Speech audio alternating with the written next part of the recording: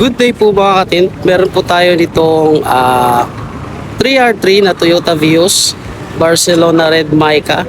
So galing pa po itong Solano, Nueva Vizcaya kay Sir Daryl Glenn. Maraming salamat po sa pagtitiwala ng tint ni Juan. Titimplahin na po natin ito via color code formulation. And then kapag may mga konting adjust, saka natin gagawin yung mga adjustment natin. Let's do this! At dito po mga katint ay isinagawa na po natin ang color code formulation. Tinitimbang na po natin yung amount na pinuprovide ng kada pangulay na sangkap sa color code ng 3R3 Barcelona Red Mica. Ito na po mga katint ang kinalabasan ng ating color code formulation, at dito po makikita natin mga katint na medyo darker po ang kinalabasan, at dito po ay magagamit na natin ang ating mata-mata lakas makachamba.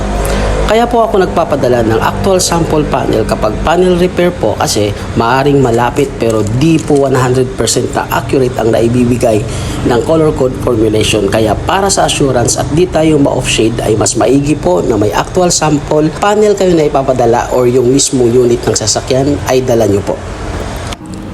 Although maraming beses naman na tayo nakapagtimpla sa kulay na ito mga katint, but since request ni Sir Idol na via color code formulation ay sinunod po natin yun, at mas maigi nga po mga katint kasi kahit papano ay may guide na rin po tayo sa mga panimpla na ating ipang-a-adjust.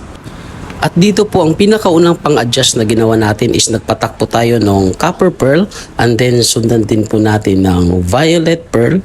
Ang copper pearl po ay pampalight po siya nung frontal view ng kulay, and then yung violet naman is nagmamanipulate po siya para hindi naman gaanong ma-orange yung effect ng copper pearl. Ayan po, sinilip po natin ng maigi yan. And then nakukulangan pa po tayo, kaya naglagay pa po tayo ulit ng violet pearl. Hindi pa tayo nakontento dun sa unang ipinatak natin, and then wala tayong ibang gagawin yan. Pagkatapos yan ay mekos na natin yan insan hanggang sa makuha natin yung kulay na pinakagusto natin mga katint. Ayan, sa tingin ko dito ay medyo hawig na yung kulay at nakuha naman na natin, hindi naman 100% pero pinakamalapit naman kaysa naman dun sa pinoprovide ng color code formulation.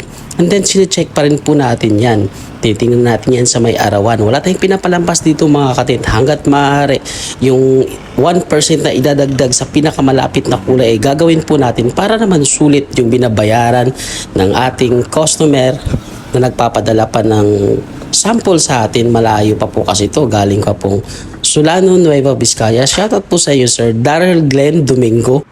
Kaya maraming salamat po sa pagtitiwala ng tint ni Juan, at tayo po ang napili na pagkatiwalaan na magtimpla sa kulay nyo. Kaya naman po ay susulitin at gagampan ng maibigay sa inyo yung the best na color matching na ating gagawin.